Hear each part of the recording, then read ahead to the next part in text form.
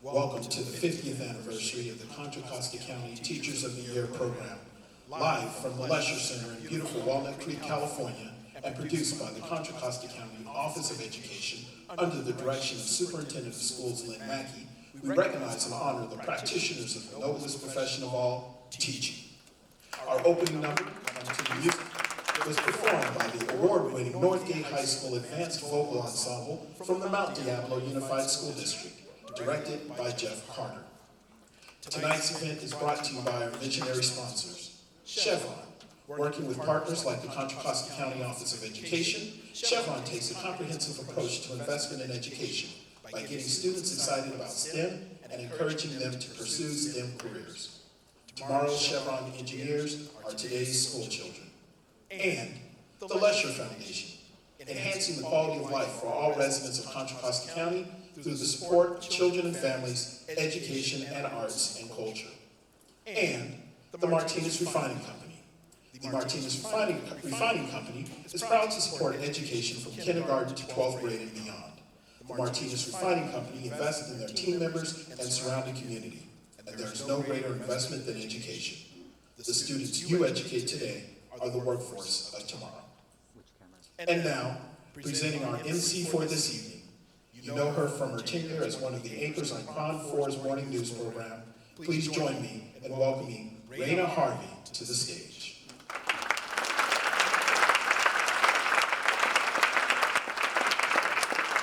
Good evening, everyone, and welcome. Can we give a round of applause first to the students who just took the stage a moment ago, and the students that are going to be performing throughout the night.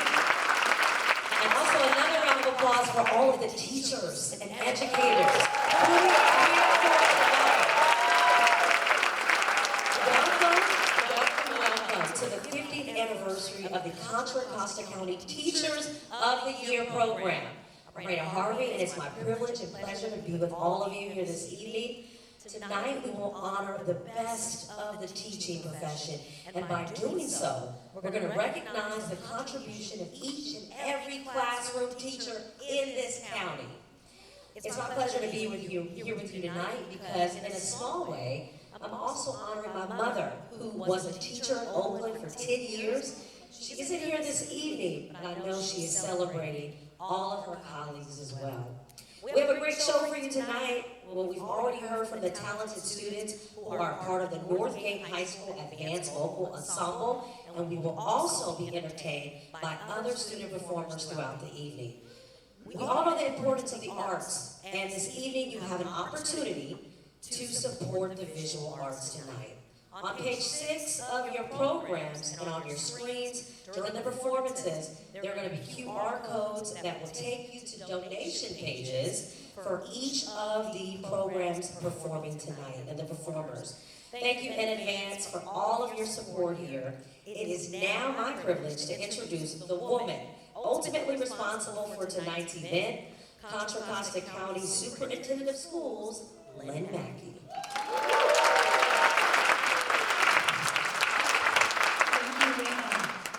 Good evening, everyone. So great to see you. My name is Lynn Mackey. I have the pleasure of being the County Superintendent School for Contra Costa County. First, please join me in thanking Lynn for taking time out of her schedule to join us as the MC. You are doing an amazing job, and we appreciate you volunteering your time to help us celebrate this teaching profession. So thank you. As Lynn said, tonight we celebrate the 50th anniversary of this event. Almost every school year since 1973, people in this county have gathered in honor of the teaching profession and to name its top educators of the year. This is the first time since 2019 that we've been able to gather in person, so I'm so excited to see everybody and to be able to have this event live. The theme of this year's event is 50 years of teaching excellence. While we're celebrating the fantastic legacy of the educators who have represented the teachers in this county, we have to recognize the long history of education in what we now know as Contra Costa County. We know that teachers have been part of this area's progress and development since 1850, when the first school teacher in the county, R.B. Holiday, that's Beverly Holiday, taught 5 or 6 students in Martinez. By the time L.H. Hastings was assigned as the first superintendent of Contra Costa County in 1852, there were 25 students he was looking over in a one-room schoolhouse in Martinez. We have come a long way since that time.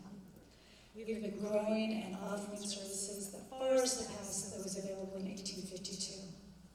There are now nearly 170,000 students in Contra Costa County, being taught by over 7,900 teachers. We have 18 school districts, and we have a county office of education, and we have a Contra Costa Community College. The county office of education, who puts on this event every year, offers programs and services to the 18 school districts, charter schools, and support to private schools also. We also have the privilege of educating the students who are most in need in our county. The teachers and staff who work at our office teach students who are incarcerated, students with disabilities, and students who may have struggled in their traditional academic setting. Every day, I see the impact of the teaching profession has on students and families in our county. And it is with great pride that I'm here to honor and celebrate the teachers of Contra Costa County. Before we continue, I want to thank our sponsors really briefly for helping us put on this event. We could not do it without them. Your support and partnership has helped students in this county with enhanced educational opportunities.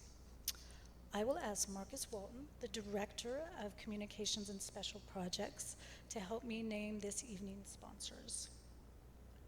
At the contributor level, for Imprint, Alfred Chavez UWL Mortgage, Laura Delaney, Wade Taquak, Lakeshore Learning, Lozano Smith, Mercedes-Benz, Oakland Zoo, 32nd District PTA, and Trader Joe's Concord. At the sponsor level, the First Northern California Credit Union, AXA Region 6, go AXA, Dennis, Welliver, and Kelly, Trustee Mike Maxwell and his wife Sherry Maxwell. Our benefactors include Allegro Copy and Print, Alton Construction, Bay Cities Paving and Grading, Denelect Alarm, Fagan, Friedman, and Full Frost LLP, John Muir Health, Kaiser Permanente, and Mechanics Bank. And finally, as Marcus mentioned earlier, our visionary sponsors, the Lesher Foundation, Chevron, and the Martinez Refining Company. Please join me in thanking these contributors for making this evening possible and bringing so much to these Teachers of the Year. I'd now like to introduce Contra Costa County Board of Education President Sarah Butler.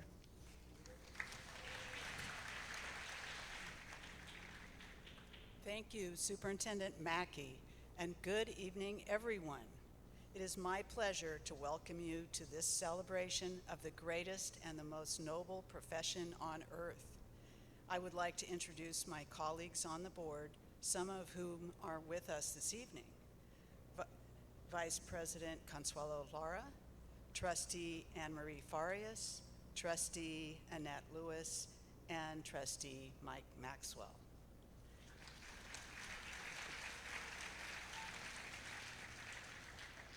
I know all of them extend their congratulations to all of the teachers being honored here this evening. While every teacher in the county deserves to be honored, the educators being recognized tonight have shown themselves to illustrate the best of our teaching profession. We all owe them a tremendous debt for their professionalism and leadership as they have persevered through difficult circumstances to educate students, even though through their work grows more demanding day by day. So on behalf of all of my colleagues on the Board of Education, I will say congratulations and thank you for everything that you all do.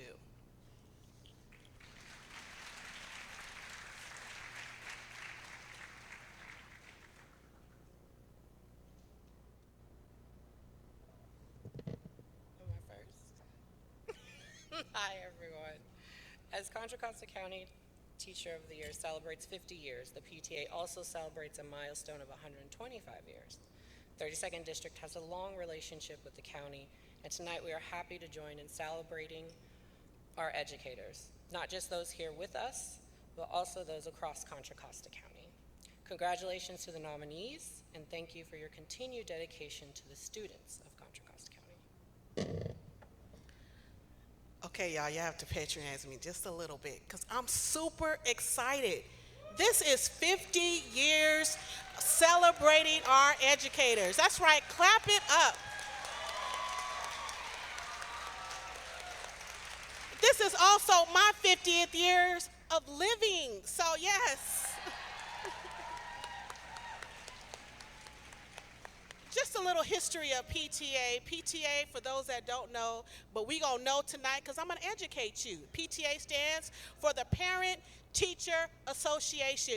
We are the oldest, the boldest, and proud parent-ran organization in this nation. It was founded on 125 years ago this year. So we celebrate. We always honor our founders. One who looks just like me, Selena Sloan Butler. I sit on your shoulders. I'm proud to represent you, honor you, and always remember your legacy. And tonight, it is my pleasure to welcome all of you to this wonderful celebration. 50 years of doing anything is nothing short of amazing. So yes, to all of you, I applaud you. For all the finalists and nominees, I celebrate with you and your families, your friends, your colleagues. Shout out to, I saw Dr. Adam Clark out there. And you always going to I just want you to know, I was very happy to be a part of the tour. And I'm just very proud of you all welcoming me to your campuses and being able to celebrate with you. To all of our 32nd District Board that is out there this evening, we have Lisa Gross, who is with San Ramon Valley PTA. We also have Supicha, who is in, I'm sorry, that's Nick over here, y'all. Supicha Castro. Supicha Castro, she is our VP of Legislation. Yes, because we would not be doing this work without making sure that we are advocating for what our students need in and out of the classroom, for what you educators need to be successful. That is what PTA is. We are advocates, and we love what we do, and we are bold about it, and trust me, when you see me, you know it. And if you have not joined PTA, tonight is the night where you get a chance to be a member of the oldest organization. Go to pta.one.one/join and be a part of the movement. See, Marcus, you know I was going to do that, right? But yes, because I am the VP of membership. Yes, they got the right one. Thank you again.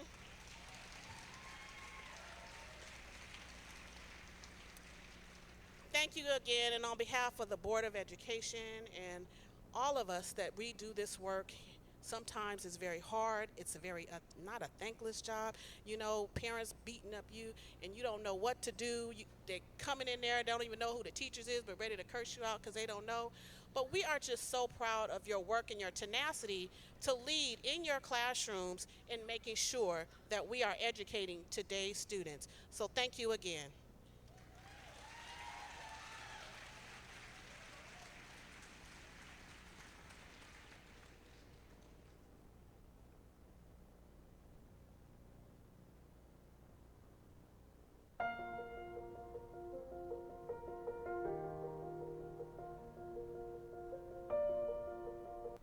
I became a teacher largely because of my family. I come from a long line of helpers, so firefighters, EMTs, stay-at-home moms, volunteers, and my whole life I was taught that being a part of a community is really important and giving back to a community is really important.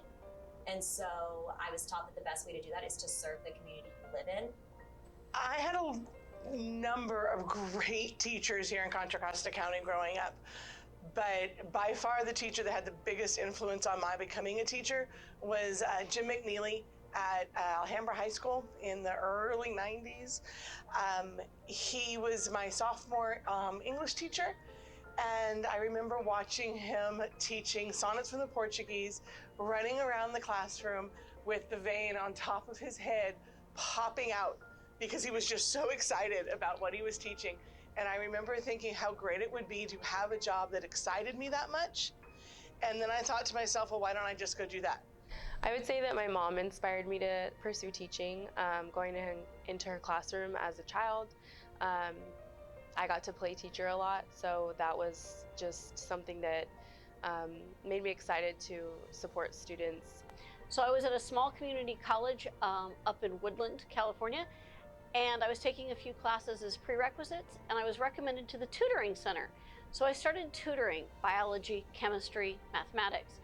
And what I found I loved was working with motivated adults who wanted to change their lives. I love the creativity of teaching and just being able to be in the moment with kids, and every year is really different. And I love that kind of just that vivacious spirit of a classroom where you can just change and flow with kids' interests and what's current and current events as well. So I just love that creativity piece. I would say my mom. My mom was a teacher for 29 years, and she went back to school to get her teaching credential and her degree when I was in middle school. And so I spent a lot of summers and spring breaks in her classroom helping her. She's at elementary school. And I saw the difference she made in the lives of her students. And when I went to college and graduated with my degree, after a few years of working in the real world, I went into teaching. So it's more like what inspired me, because I am a linguist, and when I moved to the United States, I realized that I really want to share my enthusiasm for languages, for world languages and world cultures with my students, and I ended up at a middle school, and it's probably the best setting that any teacher could ever wish for, because the kids are still very curious. I consider myself a a language coach, and a travel agent, and I'm taking my students on this wonderful journey to become global citizens.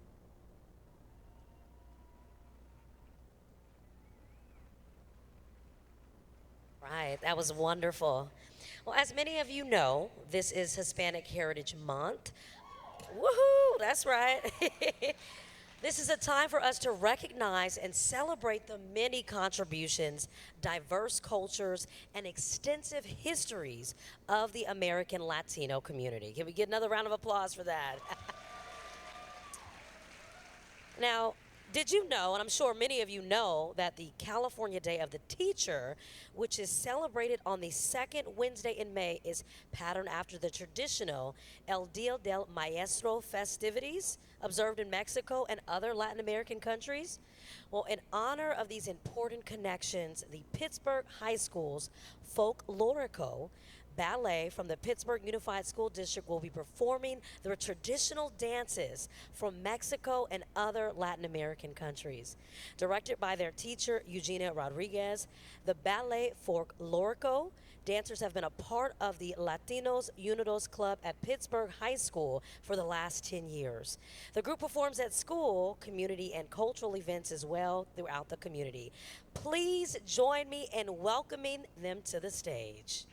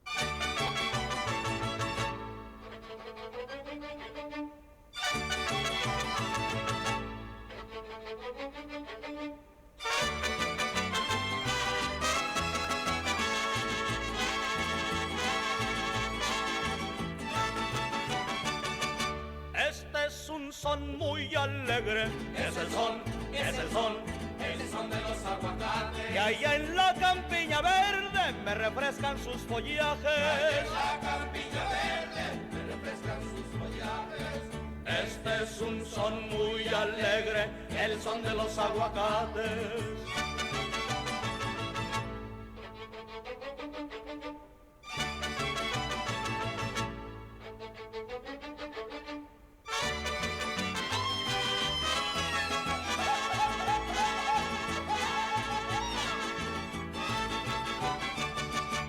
Estoy guardando tostones. ¿Para cuándo? ¿Para cuándo? ¿Para cuando yo me muera? Que se junten 100 mariachis y me canten mi ranchera. Que se junten 100 mariachis y me canten mis rancheras. Estoy guardando tostones y llenando las talegas.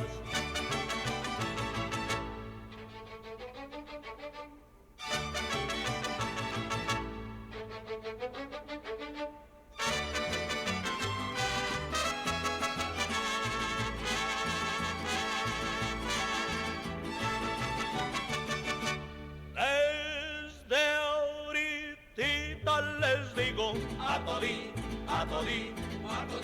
mis cuates. que me toquen suavecito el son de los aguacates. Que me toquen suavecito el son de los aguacates. Desde ahorita les grito a todititos mis cuates. ¡Sí, señor!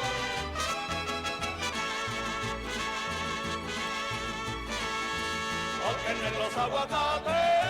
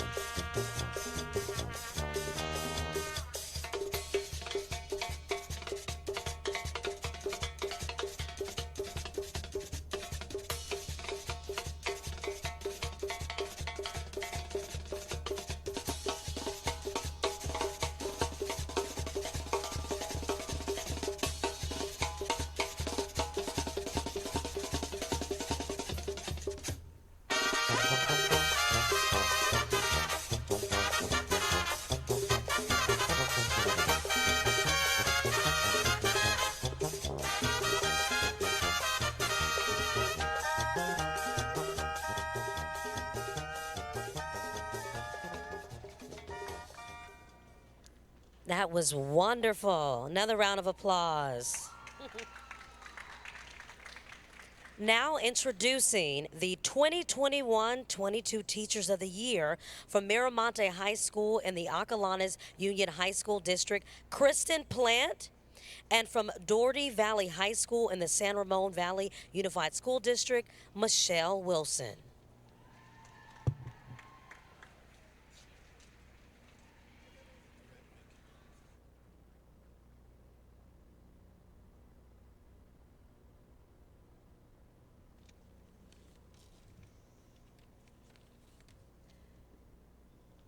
Hello, everyone. Hello, everyone. I'm Kristen Plant. And I am Michelle Wilson. And it was our pleasure to serve as the County Teachers of the Year for the 2021-2022 school year.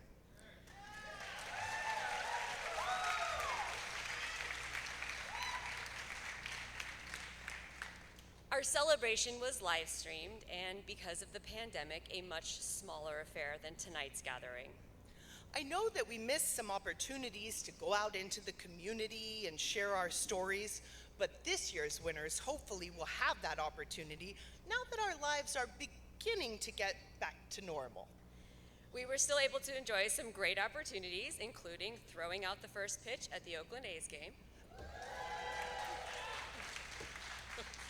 And being invited to special events right here at the Lesher Center.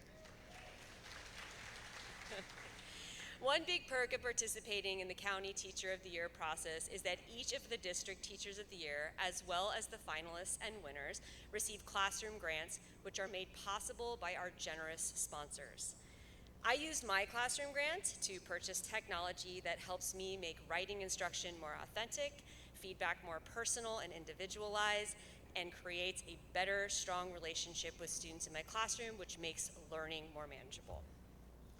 And I used my classroom grants for resources such as play scripts, research briefs, technology, and more. Every student in my classroom sees the fruits of your generosity and benefits from them every day. I know that all of our teachers who received the grants are grateful and appreciate the continued support of this community to expand and enhance the educational opportunities for all of our students. But we are here to tell you a little bit about the history of the Teacher of the Year program. On the screen, you're seeing a list of all of the Contra Costa County Teachers of the Year since 1973, when the Teacher of the Year program began. Joseph E. Davis Jr., a math and science teacher at Miramani High School in the Alkalani's Union High School district, was the first Contra Costa Teacher of the Year. 9 teachers from our county have been state finalists. Janet Neal from San Ramon Valley Unified in 1975, David Eakin from John Swett Unified in 1981, William Thomas from Mount Diablo Unified in 1982, Jeanette Bergamini from Mount Diablo Unified in 1991, and Shauna Hawes from Mount Diablo Unified in 2017. The county has had 4 state representatives: William Pence from San Ramon Valley Unified in 1999, Mary Allen from Antioch Unified, Mary Allen from Antioch Unified in 2001, who is in the audience this evening.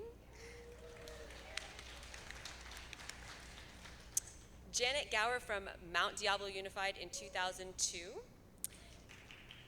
And Rosie Reed from Mount Diablo Unified in 2019, who you will hear from later tonight. Both William Pence and Rosie Reed were selected to represent California at the National Teacher of the Year level. And 2019 was the first year in which Contra Costa boasted the National Teacher of the Year candidate, Rosie Reed, as well as state semifinalist Kelly Perkins from Mount Diablo Unified.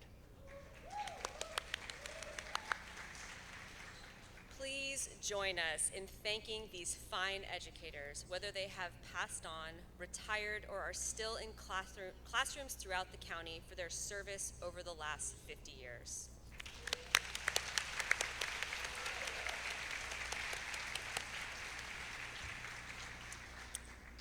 Thank you.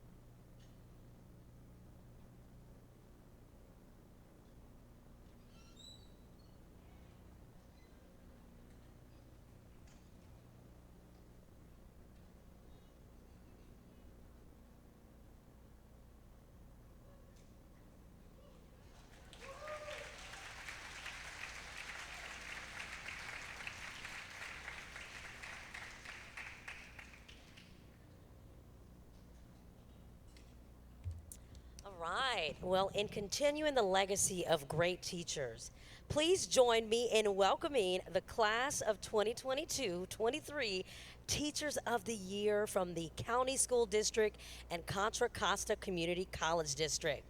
starting with Sarah Frank from Miramonte High School in the Acalanes Union School District. Kathleen Brown from Etna Hill Middle School in the Brentwood Union School District. Bernadette Gear from Timber Point Elementary School in the Byron Union School District.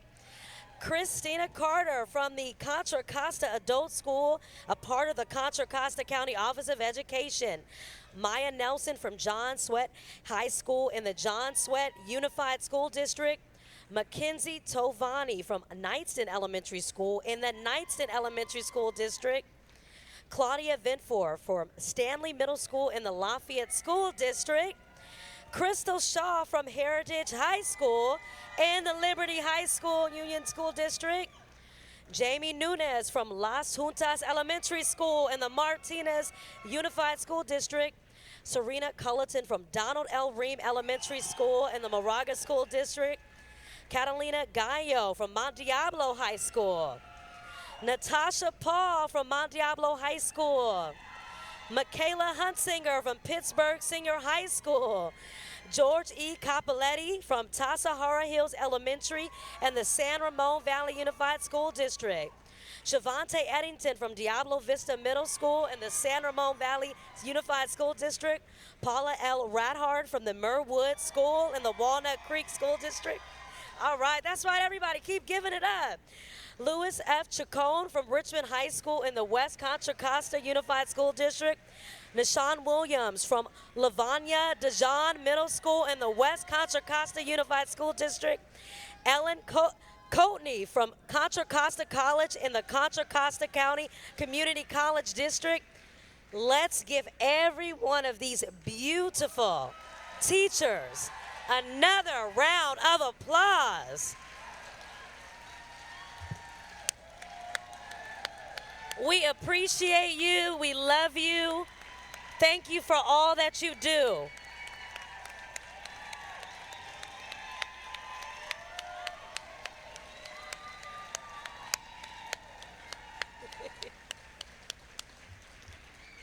It is because of you that our students are able to succeed. You guys are the backbone of our community, and I can stand here and say on behalf of everyone that we love and appreciate and admire all of you. So thank you. Thank you.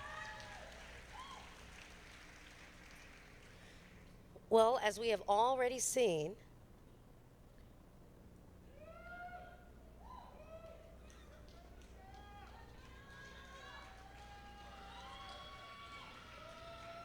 can we give them another round of applause as they go back to their seats?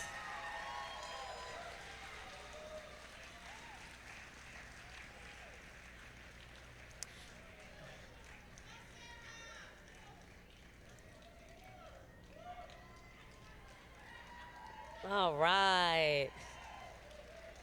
Well, as we've already seen several times tonight, the connection between teachers and their students can lead to some incredible and impressive results. If you haven't already seen that tonight, you continue to watch. The next performance is another example of that connection. Well, founded in 1959 by John Overholzer, the El Cerrito High School Wind Ensemble from the West Contra Costa Unified School District has received superior ratings at local and state festivals and has been recognized as one of San Francisco Bay Area's top high school wind bands. Led by El Cerrito High School alumnus and former WCC USD Teacher of the Year, Keith Johnson. The band has performed in venues and cities across the country, including Carnegie Hall in New York, Chicago Symphony Hall, and the Kennedy Center for the Performing Arts in Washington, D.C. Join me in welcoming the El Cerrito High School Wind Ensemble to the stage.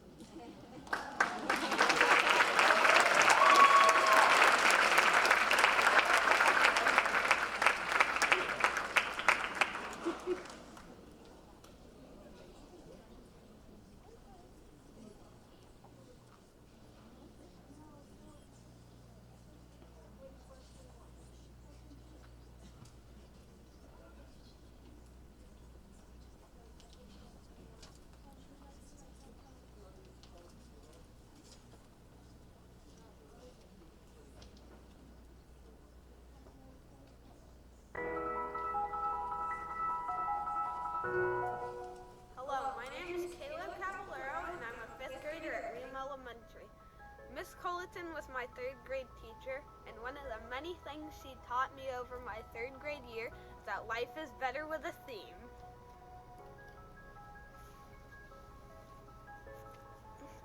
Speedier than a multiplication fact, stronger than a steam project bridge. Miss Culleton is like Superman because she is fair, understanding, tough, and optimistic. Miss Culleton's like Spider-Man because she's intelligent, clever, and loves science. Mrs. Culleton's like Captain America because she's honest, loyal, dependable, and a great leader. Miss Culleton is my superhero. She has all those qualities and more, and I'm so lucky to have such an amazing teacher in my life. Wonder Woman once said, "No matter how small an act of kindness or generosity or simple positivity you put into the world, it will make a difference." Miss Culleton, thank you for being a Wonder Woman teacher to me and many other students. You do make a difference.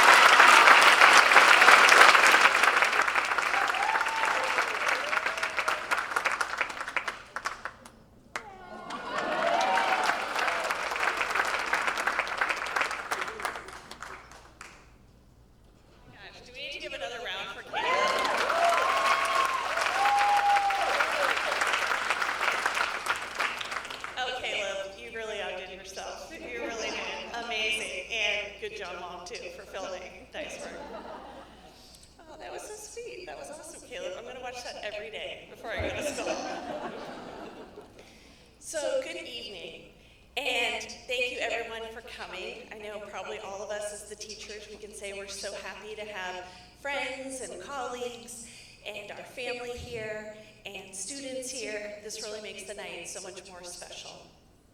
So all of the county finalists this year were asked to speak about what students have taught us. There's so many things. So this is what I wrote. For me, third grade was a transformative year. My best friend told me she was moving to another state. My father passed away, and I would have to get glasses. Suddenly, my small, secure world had completely morphed into a whole new landscape. I could not control my beloved friend being taken from me or my father's body giving out. But I could control one thing, which glasses I picked out. Now, for a little girl, this is a big decision, and I immediately set my sights on a pair of glasses that were a perfect pearl pink color. I thought, now those are a pair of cool glasses. I still remember walking outside of the doctor's office and seeing the leaves shimmer with the sunlight behind them, and for the first time, I could see individual leaves, not just blurry shades of green. My eyes continued to worsen over the years, and my sons, thank you for being here tonight, loved to tease how I may be blind as a bat without them. So I'm still in awe of how my world can appear so radically different with the aid of one simple item. Now, as a teacher, there's no simple item like glasses or a cape that you put on, and presto, you get transformed into an amazing teacher. Although Caleb, that was impressive. I'm gonna wear all those outfits. But my students have taught me that you have to put on a certain lens when you teach. From the moment you get your class list, you have to put on the lens, of what would I do if this child was my own. I want to share stories with you about 3 remarkable children who have been my teachers. I'll start with Brian. He was a student with cerebral palsy, and when I was given my class list, I knew that I would need to prepare my room for him. I arranged desks to make sure there were clear pathways, set up small groups for different subject areas, and met with his one-to-one aide. I also prepared read-alouds to teach the class more about cerebral palsy. And when I met with his mother and told her what I had planned, she said thank you for thinking of him. What she did not know was that I had already lived 2 years behind a wheelchair, pushing my own father, so I could appreciate that it's already hard being in a wheelchair, let alone being stared at and seeing the awkward reaction of others who did not know how to connect with someone who looked so outwardly different from them. Brian would go on to teach us all about the power of a big smile, about ways that worked and did not work for him, and how to engage with peers, and about the kindness of which all children are capable. In an obvious sense, I learned that I needed to include him in our class floor plan, but also into the web of our class culture. I sincerely hope that wearing those lenses made his year a better experience. The second child who's been one of my teachers is Marley. He's one of those kids that when other teachers ask about your new class and you say their names, they shake their head side to side and say a very elongated, "Oh, you have Marley." A previous teacher said, "Yeesh, I gained 10 pounds that year." I was a bit intimidated, and it didn't help that my principal, who's lovingly here tonight, had preemptively signed me up for an online course titled How to Survive a Year with a Student Who Has Oppositional Defiant Disorder. But once the first day was over, I knew I liked Marley. He was funny and kind, albeit very energetic and stubborn too. One of my favorite memories is one time when I asked him to get started, he simply threw his pencil behind his back and said calmly, "I would, but I don't have a pencil." We've all had one of those. I needed to treat him with compassion and think about how I would want a teacher to be if he was my son. You know, some students just need more from us. So I developed behavior charts and lots of relaxation exercises, carefully plotted peer interactions, and advocated for more academic support and counseling. He didn't need to be viewed as a pariah. He needed more structure and much more support, as well as a teacher who would give him a fresh start each morning. The last student who taught me to wear this lens is Alia, a brilliant, well-behaved, very introverted girl who sat cooperatively during our Zoom lessons during the pandemic.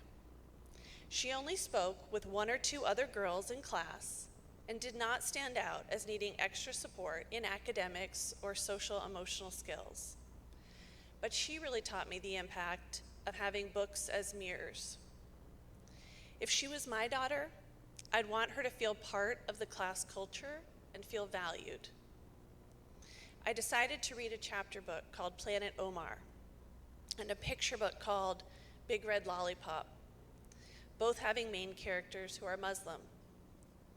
Her mother later told me how Alia would come out of her room with a big smile and recount the chapter we had read that day, demonstrating the influence of having a diverse classroom library and choosing these books to share with students. Alia felt seen, and she grew into a confident girl, teaching us her beautiful, unique knowledge about Muslim traditions. Later, clearly feeling valued, she asked to do a presentation to the class on Eid, and one of her classmates asked if she could even join Alia's family to celebrate. These 3 children, along with hundreds more, have taught me that just as my first pair of glasses helped reveal the finer details in life to me, the lenses I wear as a teacher can help me make students feel more included, self-assured, and successful. I'm so grateful to these wise teachers. Thank you.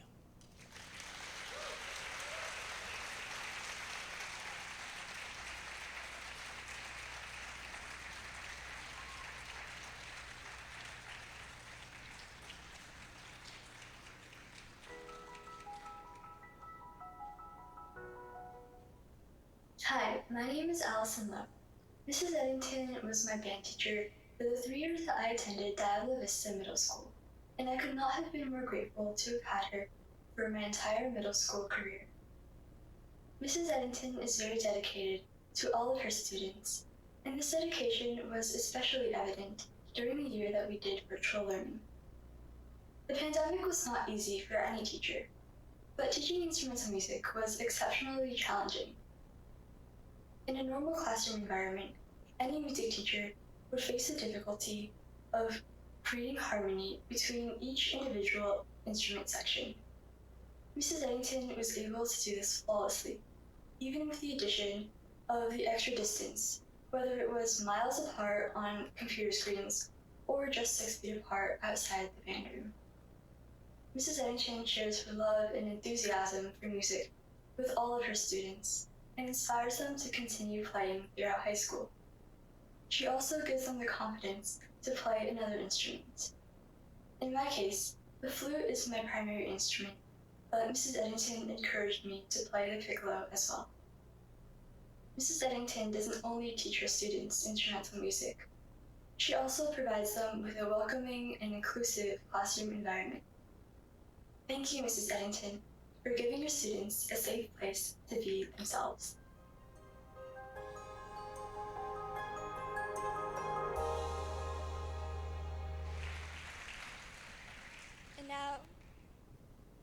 And now I'd like to introduce my Teacher of the Year, Miss Shavante Eddington.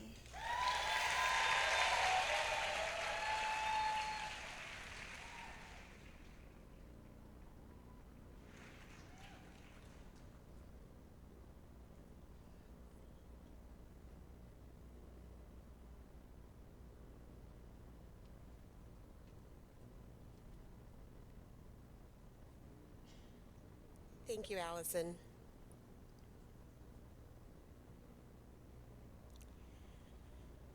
As the demographics in our communities across the county and state continue to evolve, so must the procedures and policies that drive the way our students experience their education. All too frequently, student success is measured against Cole's numerical values reported through test scores, zip codes, and colorful indicators displayed on state education department websites. If these are the only measures by which we give our students merit, I should not be standing before you today.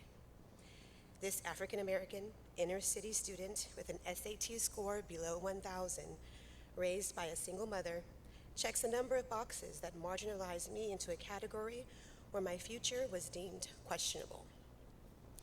As educators, we understand how Bloom's taxonomy and Maslow's hierarchy of needs lay the groundwork for the basic requirements that must be met for student success.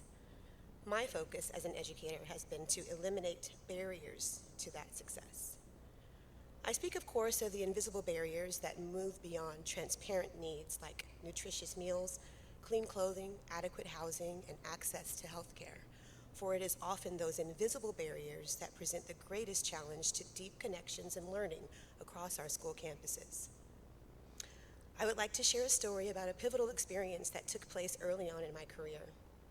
We were celebrating the end of the school year with popsicles, and I had a student request that I not cut the package for her. You can imagine the puzzled look I displayed knowing it would melt in a matter of seconds. She was going to put it in the freezer when she got home and eat it in the next morning at 4 a.m. You see, this student is Muslim and at the time was fasting during Ramadan. And without any ill intent, I placed her in a compromising situation. It had nothing to do with the content or delivery of my curriculum, but everything to do with how I made her feel. I took a moment and spoke with her about Ramadan and followed up with her mother to avoid conflicts moving forward. With overwhelming gratitude, she thanked me for making her daughter feel comfortable in a manner that had yet to be done with any prior teacher.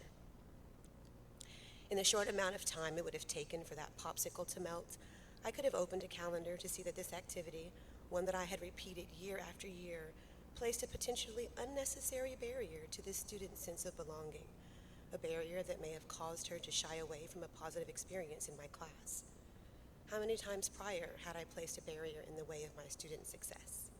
A barrier to expression, gender identity, language acquisition, acceptance? The word teach is defined as showing or explaining to someone how to do something, and I will tell you, as the anticipation of summer vacation oozed from every corner of my classroom, this student taught me the most valuable lesson. She taught me the importance of looking beyond the surface and recognizing her hijab, or remembering that she did not eat pork. She taught me that it was my responsibility to connect with her, to clear a pathway where her needs and experiences were seen and respected. I learned to develop lesson plans where my students see themselves reflected in their literature. I updated my performance dress code to gender-neutral options, and as can be expected, I cross-reference multiple religious calendars when planning performances and field trips. I collaborate with colleagues statewide to create and implement curriculum that celebrates the wealth of diversity in our student population, and it means that I post the pride flag in my classroom as a way to show my students who may be experiencing a silent barrier that they are loved and supported on campus in a way that they might not be at home.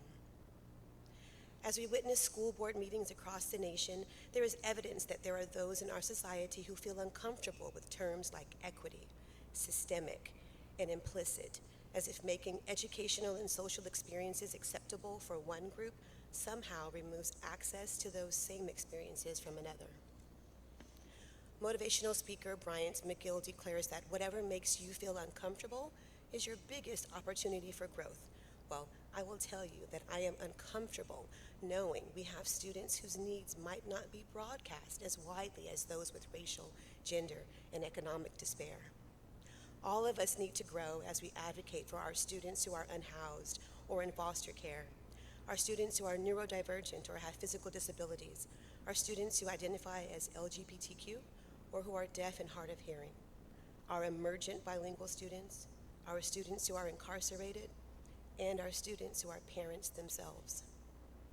Although the list of responsibilities is long, and while we as a society may never be able to solve all of these issues, my students continue to teach me that I need to provide them with a learning environment that gives them unrestricted space to make meaningful connections through vulnerable experiences, where the product is beautiful music, recognizing that true learning lies within the process.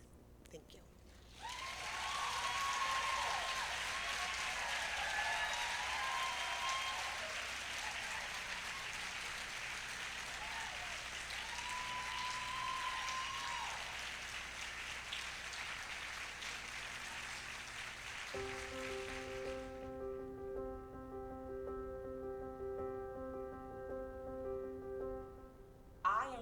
Really passionate about making sure that my students are treated equitably and that they're given this second chance to achieve something as important as a high school diploma. And it is my job to make sure that I prepare my students to move forward to the next stage of their lives. One of the things that is important to keep in mind as a teacher, at least for myself, is acknowledging that we do want to offer a uniform education to students. At the same time, it's important to recognize students' individuality and recognize the different academic needs, social emotional needs, the different learning styles, working styles that students have.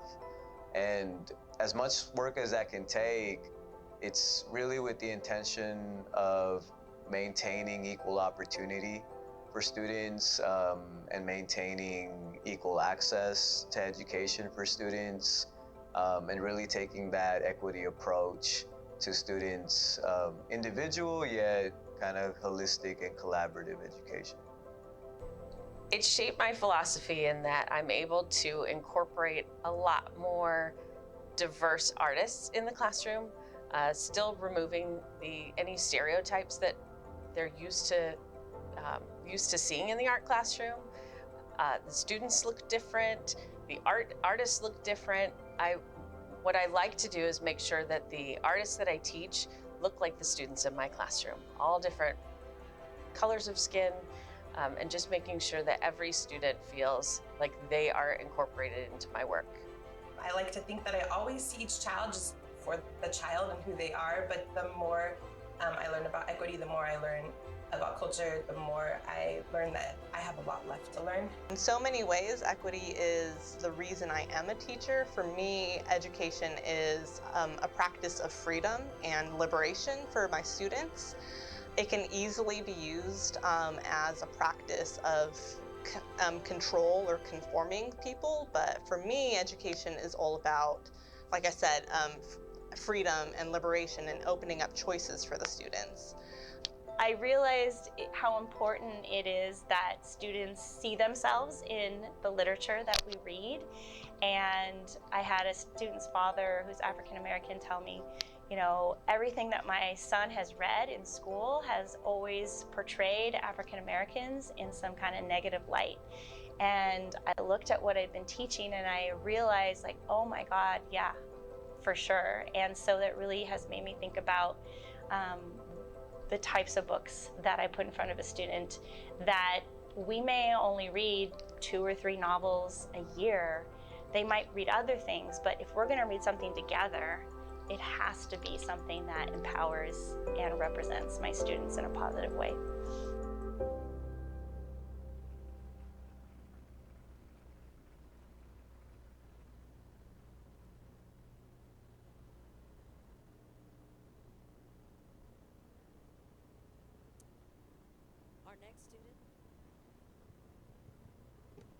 Our next student's performance is from the Antioch Unified School District Deer Valley High School Dance Company under the direction of Leah Avery. They will be performing London, choreographed by senior dancer Lizelle Catalan.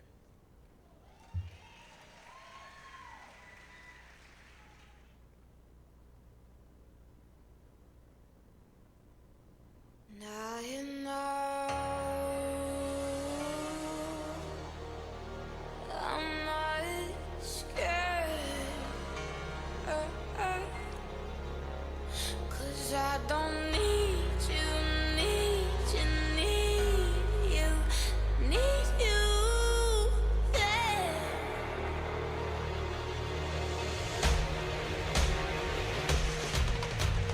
London, I'm to treat to the I'm gonna go to London.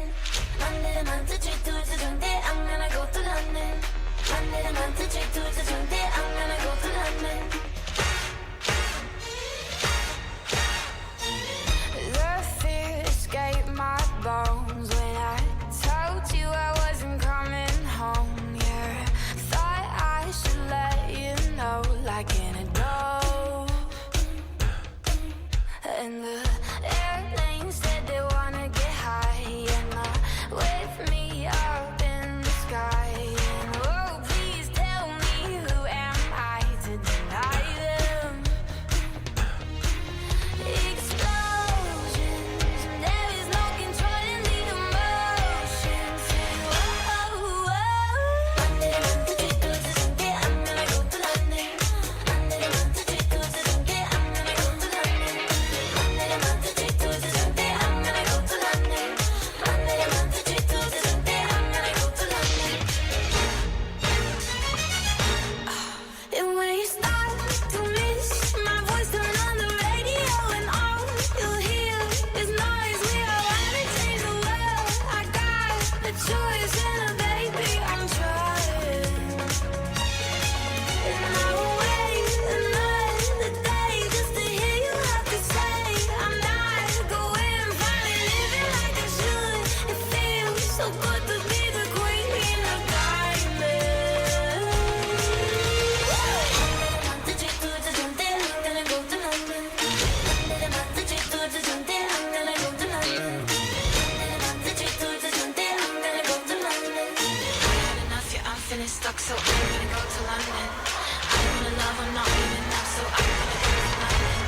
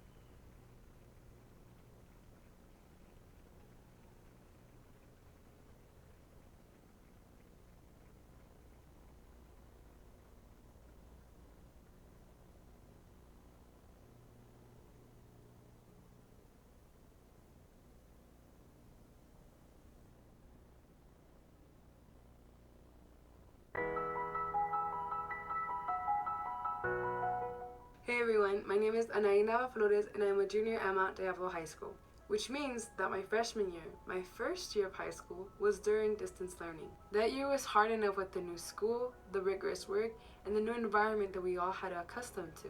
It was tough, it was difficult, and there aren't any words to describe that year, but there are people along the way that helped ease the school year, and one of those people were Miss Paul. In order for students to succeed in their education, safety, acceptance, and encouragement are needed, and this was shown in many ways by Ms. Paul. During distance learning, during hybrid learning, and in-person learning, Ms. Paul provided a safe and welcoming environment. She has a supporting system where students can communicate and receive effective feedback without feeling judged or limited. Academic guidance, but also help and support in areas outside of school. In Ms. Paul's learning and in her classroom, we always had inclusion. We read and explored and respected literature from different social and cultural backgrounds. Ms. Paul allowed us to seek representation in the world and learn new perspectives in life. Ms. Paul has greatly impacted the lives of students inside and outside of Mount Diablo High School, and she has done an outstanding job in teaching and supporting all her students throughout her education.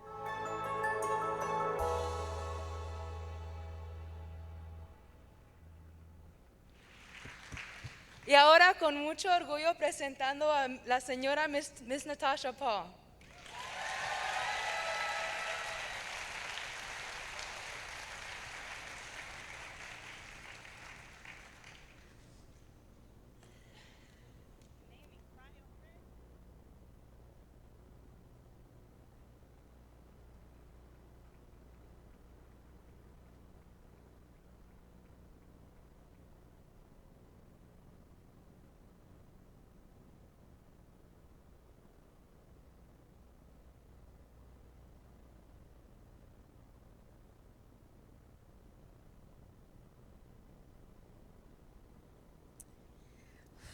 So I was wondering, this is my first gala, so I was wondering how many people here Googled gala dress. Me. Whew, thank you. It's such a pleasure to be here, and I feel so honored to stand up here and represent my school and all my students over the last 19 years. Okay. Every year, my students ask me if I have a favorite. I just smile and I say, I love all my students equally. And I really do seek connection with each student. I love kids, and that's why I teach. Yet, there are students who have changed me, the ones who challenged me and my way of thinking the most. They were the teachers that year who enabled me to grow and expand, not only as an educator, but as a human being. These students taught me humility. Adrian was one of those students. The class of 2017 was different from any group of students I'd ever taught. Every community builder, activity, and lesson that were well received by previous classes felt like lead balloons with this one. They taught me many lessons in humility and meeting students where they are. But Adrian, he taught me the most. Adrian was a football player, popular, temperamental, and a little troubled. A student in the foster care system, he arrived to my class first in his 9th grade year. Like many 9th grade boys, he was full of energy, and English was not his favorite class. He often came either rowdy or sullen. I tried to connect with him, but we just didn't see eye to eye. He cursed a lot, and when he was angry, he would put his head down. I corrected him, and I deducted points off his grade for every F word he said, and I would nudge him to put his head up, telling him my pat response, "This is not a heads down class." Adrian did not pass my class in his first semester. It took him some time to adjust to the expectations of high school, and those inequitable grading policies I had did not help either. The day of the spring final exam, we were having a class debate over whether George was justified in killing Lenny in the Steinbeck novel of Mice and Men, which I don't teach anymore. Adrian comes in late, dropping F-bombs like right and left. I was exasperated after 180 school days of trying everything I knew to correct his behavior. Points off, talking to him, even a failing grade. It felt like I had gotten nowhere. I said, Adrian, really? Even on the day of the final? We have been working on the cursing all year long. He turns away from his debate cards and he looks at me apologetically and he says, I'm sorry, Miss Paul. I just really want to do well in the final. It had never occurred to me that cursing was his coping mechanism for stress and anxiety. Well, he rocked the debate, and after that, I never took points off a student's grade for cursing again.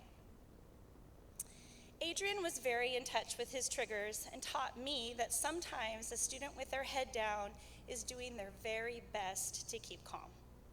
He also taught me that a hoodie pulled over a teen's head and ears does not always mean that they're tuned out.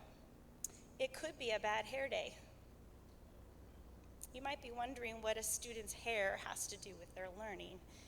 Well, maybe you didn't consider that Adrian is African American and that it can take an entire day to style African American hair. If you didn't get that right away, you have to consider why it didn't occur to you. It didn't occur to me at the time because I'm white. My experience of showing up in the classroom is different from Adrian's. What do you do when your hair is only half done and you still have to go to school? You wear a hoodie. And what do we think when we see an African American boy in a hoodie? What does the world think of African American boys who wear hoodies? Adrian educated me about this experience. He was also in my 10th and 12th grade English classes. Over those years, I learned that Adrian has a fierce intellect. His critical thinking skills are some of the best I've ever seen. It might take him a little longer than the typical A student to process and articulate his ideas, but he's an engaged and thoughtful learner.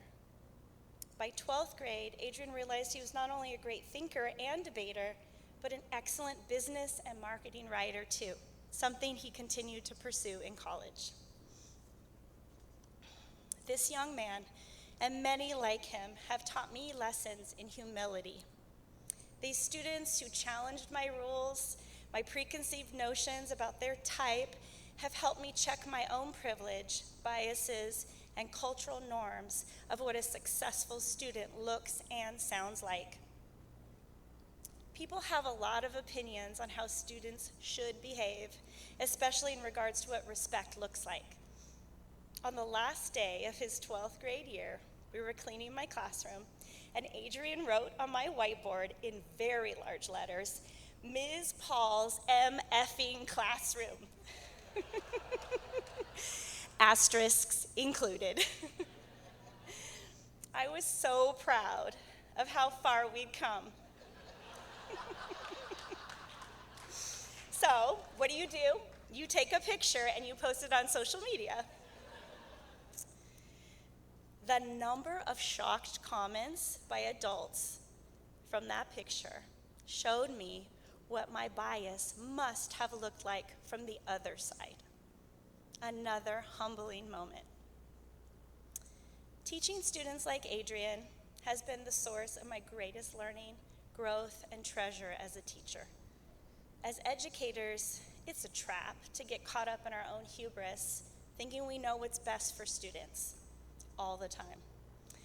And when 80% of public school teachers in our country are white women, and when over 50% of public school students are of color, many from different cultural and linguistic backgrounds, then we have much to learn in order to reach and teach all students.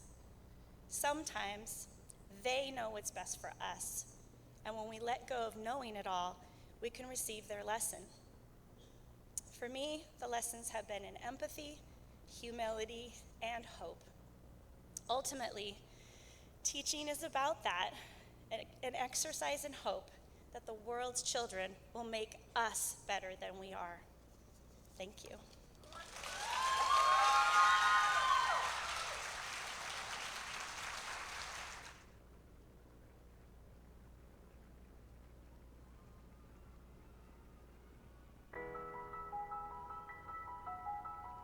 Good evening to all. My name is Ron Josvia, a 5th grade student at Merritt Elementary School in Walnut Creek, California, and I'm here to introduce Miss Paula Rather for the Teacher of the Year Awards. I met Miss Rather in 2015 when I was 3 years old. How? My mother and I were dropping off my elder brother, Etna, and Miss Rather routinely greeted parents and students as they passed in the hallway. She inquired about the toy in the book I was holding, and we began reading the book together, and then magic happened. I was very happy to meet her. I learned a lot over the year I spent in Miss Rather's class, but one memorable memory I have is solving my first multiplication problem. 5 times 2 equals 10. One of the best teachers someone could ask for is Miss Rather. Do you need proof? Miss Paula Rather is a finalist for the County Teacher of the Year after being named Walnut Creek School District Teacher of the Year. Additionally, Miss Rather is incredibly kind, as everyone ought to be. Miss Rather has given me more lessons than anybody else, and I doubt anyone will ever teach someone else as much as she has. We have had so many wonderful memories together, and now I have the privilege of introducing Miss Rather as a finalist of the Contra Costa County Teacher of the Year Awards.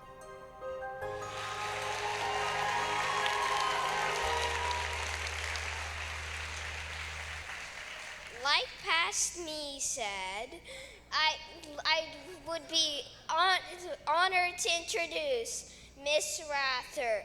Come on up.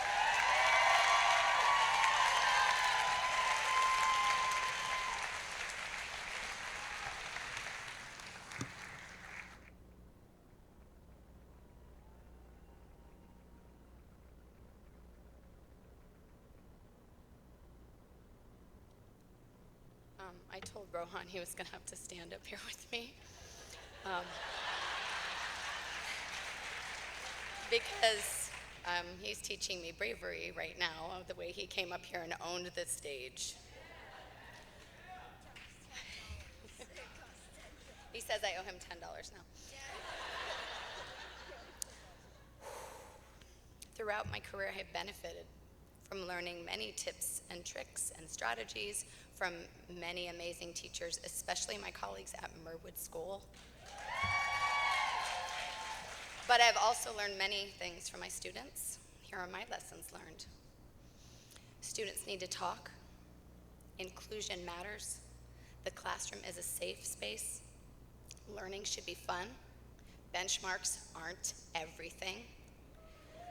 Connections matter because they're your students for life.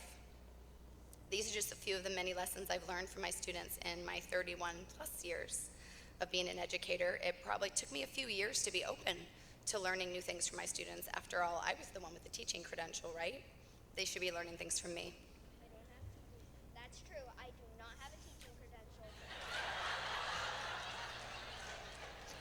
Students need to talk. My 3rd year of teaching, right in the middle of my lesson, Chanel raised her hand and asked, when do we get to talk? What? Right then. Students talk? Of course students need to talk. How else are they going to learn, share their thinking, interact? I don't remember this turn and talk strategy coming up until later in my career, so this was a new idea to me. Thank you, Chanel. Inclusion matters. They were singing Christmas songs in music. Only Christmas songs. That mattered to Simone. She was Jewish, and she didn't mind Christmas songs, but why were there no Hanukkah songs? She took a firm stand and told me she didn't want to go to music anymore. So I let her stay with me in the class, and we mentioned the issue to the music teacher. Thank you, Simone. The classroom is a safe space. It's not just where they learn. My naive, privileged upbringing didn't prepare me for the fact that the classroom can be the one safe space for a student who may be living in chaos. Romand loved coming to my class and being there. It was his safe space. He didn't want to leave at the end of the day. Our classroom provided him a sense of structure and safety that went beyond academics, and not just for him, but many students. I learned that you never know what might be going on at home. Thank you, Romand. Learning should be fun. No student is clamoring to hear me say, "Today I want to teach you that." Thank you, Lucy Calkins. And while that is valuable, it's the fun lessons that really engage the students, get them thinking, asking questions, and loving school. One time during reading, the students spontaneously started to act out the story.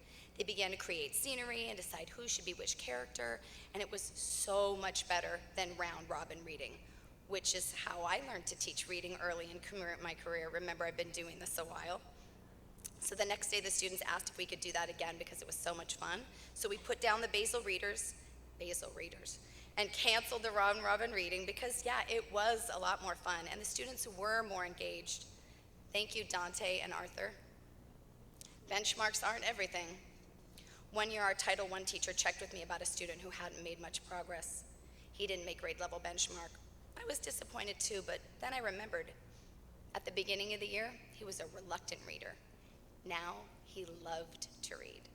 He lacked confidence early on. Now he was sure he was at the top of the class for reading. Reading became a preferred activity for him, and he was more engaged, so he wasn't at benchmark. But he had made progress that didn't show up in the data yet. That matters. Thank you, Isaiah. You do know that kid. Connections matter because they are your students for life. My favorite thing to do in the mornings is stand at my door and say hello to the students, parents, and siblings who walk down the hall before school starts. And because I did this, I met Rohan, who was just 3. He would stop to show me his toys and his books, and a few years later, he was placed in my class. And we already had that connection and that bond, and we still do, and we talk about the Warriors games each season. I did the same thing with Hayes when I spotted him wearing his San Jose Sharks jersey in TK. I was lucky to be Hayes' teacher for the last 2 years, and those early conversations we had created this special bond that we continue to strengthen in class. I have conversations with lots of kids, many of whom have never even been in my class. Thank you, Rohan. You're welcome. Hayes, Emily, Allison, Talon. Those kids are now my students for life because of those connections we forged. They kept coming back. They invited me to soccer games, birthday parties. I've been to weddings and baby showers. I even got to help the child of a former student, I like to call them grand students, with her reading. Those students kept reaching out for advice or help, or sometimes they just stopped by Merwood to say hi. Thank you, Maddie, Sarah, Joanne, Elisha, Jesus, and more. If I stop to think about it, I have probably learned something from almost every student I've come into contact with. Those lessons affected my teaching, little by little, sometimes in ways I didn't even realize until I had the opportunity to look back. They made my teaching more inclusive and fun. They helped me connect in deeper ways. They helped me reach kids both in and out of my class. I learned to encourage students to talk more than I was talking for sure. I learned to see past benchmarks and create a safe place in the class. I've learned so much, and I'm ready to learn more. Thank you.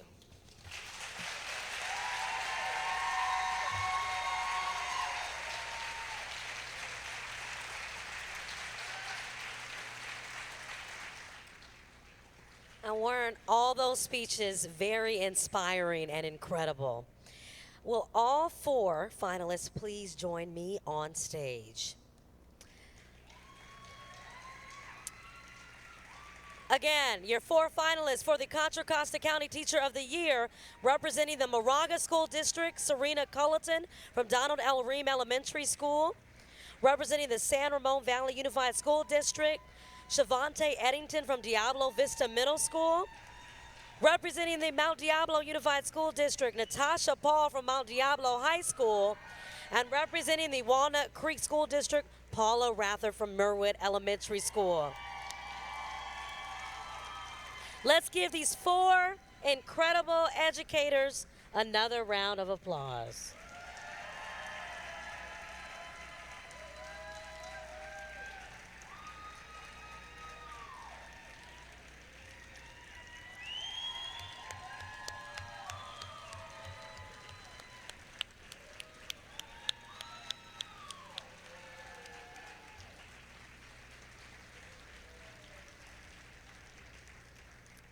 Thank you again, ladies, for all that you do. And they're posing for photos right now. Weren't those stories inspiring, and the students whose lives they've changed and impacted over the years? Thank you for sharing that with us. All right, well, returning to the stage is the Northgate High School Advanced Vocal Ensemble from the Mount Diablo Unified School District, directed by Jeff Carter. The group has performed throughout the country and has received many local and statewide awards and recognitions.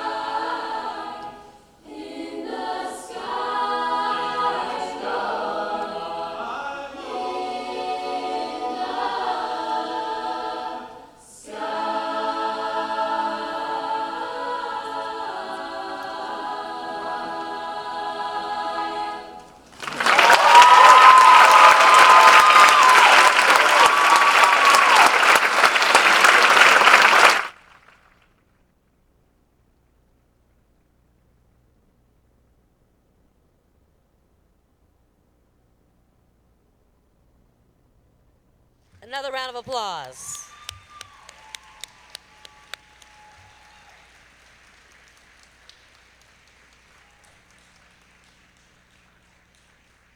You guys have some incredible students.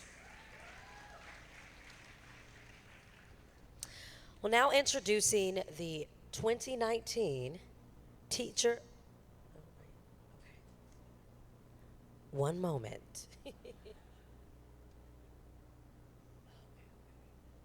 We have one more teacher video to share with you guys, so take a look.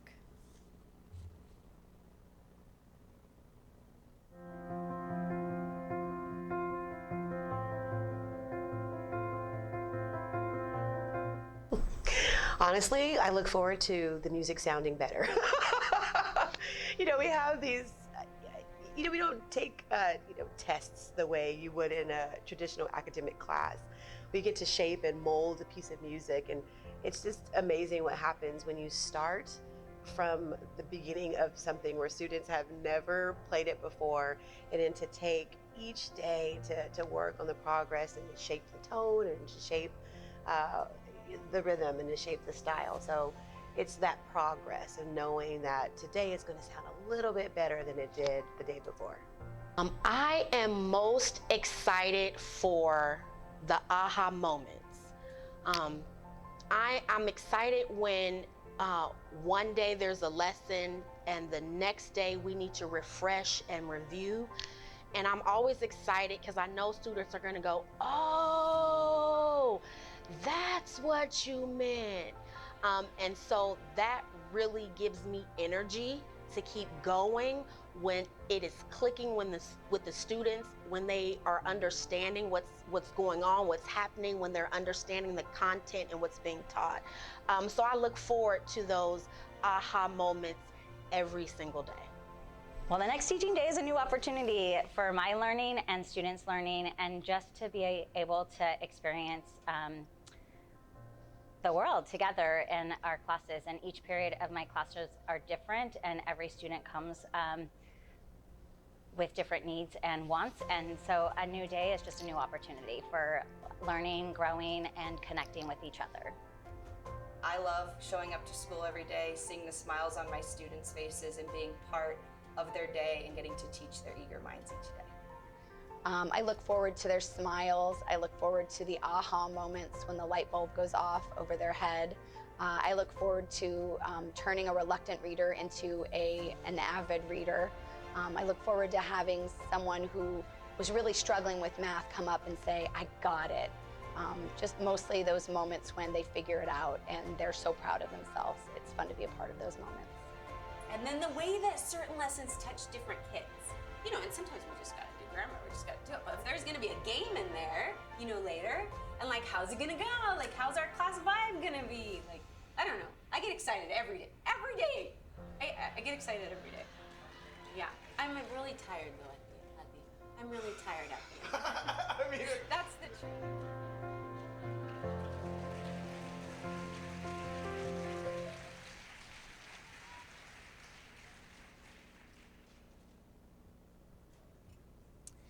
Now introducing the 2019 Teacher of the Year for the state of California and one of the 2018-2019 Contra Costa County Teachers of the Year. Can we give applause for Ms. Rosie Reed?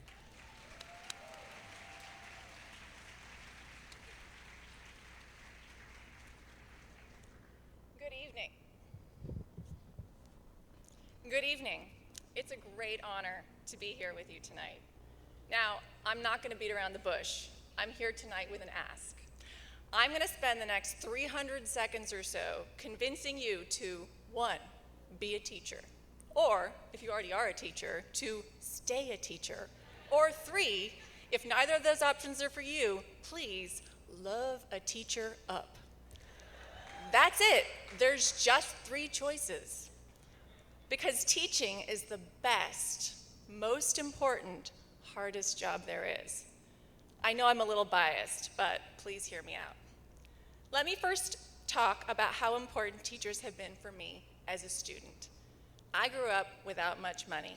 We lived in a rural community, and we didn't have electricity, a phone, or health care. I remember this one time, my dad sent me to school without shoes. Why? Because I didn't have any shoes. I'm not sure how he thought that was gonna go, but I got sent home from school that day. But it was a teacher who dropped off shoes to my house later that day so that I can come back to school the next morning. It was teachers who told me I was a good reader and a creative writer.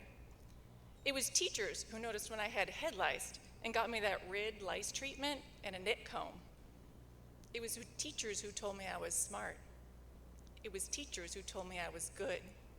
It was teachers who told me I was loved.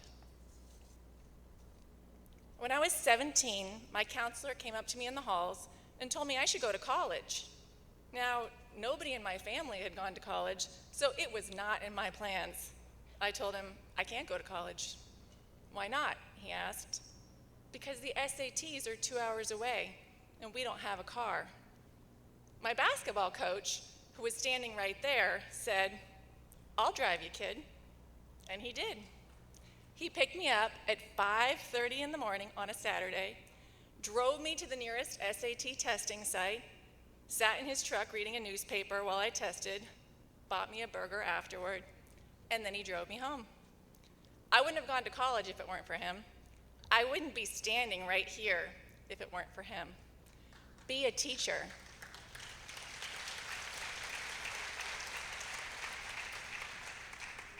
Now, I wish I could tell you all about the amazing impact I've had on my students as a teacher, but the truth of the matter is I never really know what the impact on my students is. I sure hope it's good, so maybe it's a good time to go to the research.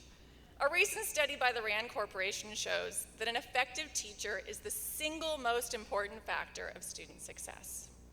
A 2016 study found that teachers can determine a student's interest in specific subjects, their happiness at school overall, and behavior at school, even outside that classroom. Yet another 2016 study from Northwestern Institute for Policy Research showed that teachers can change a student's attendance and their chances of being suspended. And we all know that negative attendance and suspensions are steps on the school to prison pipeline, right? But beyond these idealistic truths that keep me motivated to teach, I have to say, I also do it for very selfish reasons. My students keep my empathy muscles strong. My students make me laugh. And while I would never, ever dare to say my students keep me hip, because that would be a lie, I can say my students keep me learning. And there is that feeling of truly doing work that matters that I feel so often and that I wish for all of you. Be a teacher. Stay a teacher. But I'm not going to sugarcoat it. Teaching is also so hard. I've been doing this for 21 years. I work 10 hours a day pretty much every day. I still have days when I feel like I'm not making the difference I want to make. There's still days when I feel like I must be the worst teacher on the planet. Days when I cry, days when I Google other career options. Days when I wonder if it will ever get easier. Days when I'm heartbroken because I love my students and sometimes they just don't love me back. And I don't know if you know this, but sometimes there are some mean people out there on the internet who say mean things about teachers.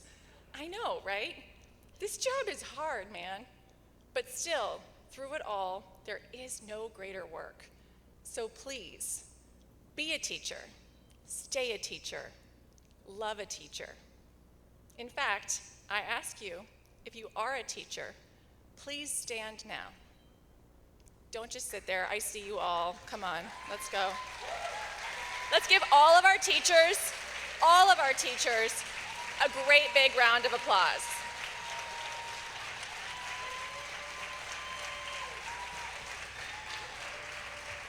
Teachers, don't sit down, don't sit down, don't sit down. You're not done yet. Hold on, stay there. Teachers, stay standing. Do you all remember my counselor and my basketball coach? Sometimes our greatest teachers are not classroom teachers, but they're the custodian or the classroom aide or the bus driver who takes us to school each day. I want everyone who works in education to please join our teachers in standing.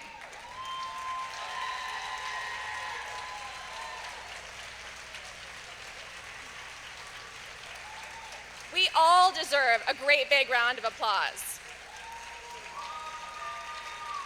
And now, if you are still seated, I'm going to let you in on a little secret.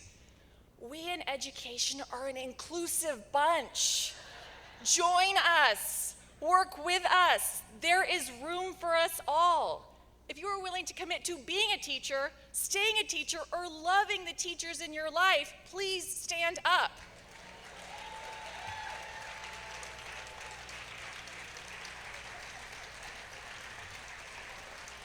And so I ask you, if not now, when? If not us, who? If not in the classroom, where? Nothing in education gets better without all of us. So come on, let's do this together. Thank you.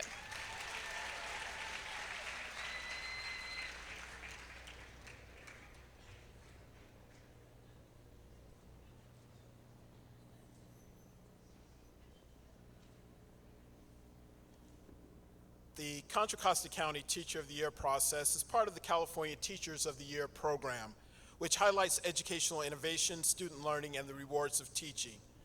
The process for becoming a Contra Costa County Teacher of the Year starts at the 18 school districts, the County Office of Education, and the Contra Costa Community College District, when those entities select the classroom teacher who will be its representative to the county competition.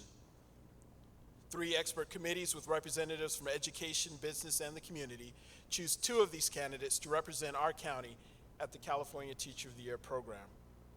The State Teacher of the Year is chosen by the State Superintendent of Public Instruction with help from a selection committee. That teacher competes in the National Teacher of the Year program, sponsored by the Council of Chief State School Officers.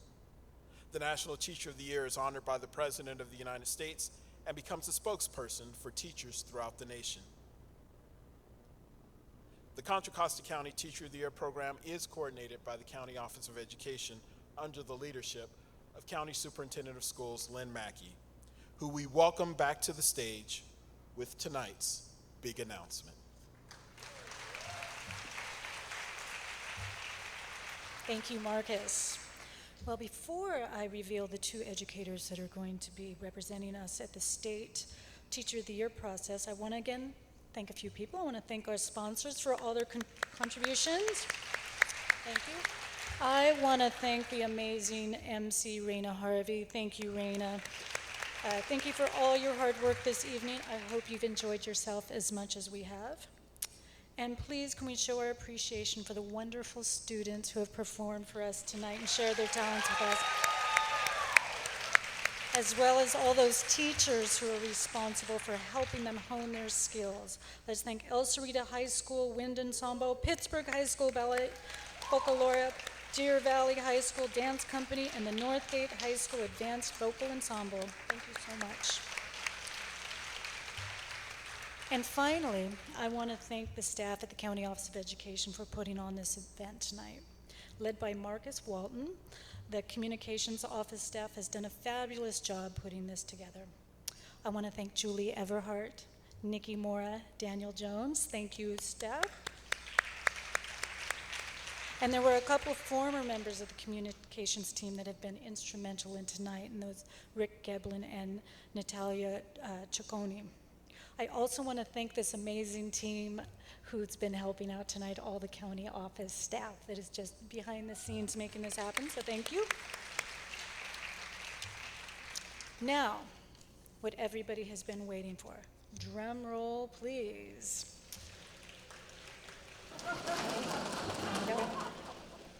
Your Contra Costa County Teachers of the Year this year are Shavante Eddington, representing the San Ramon Valley Unified School District. Yay!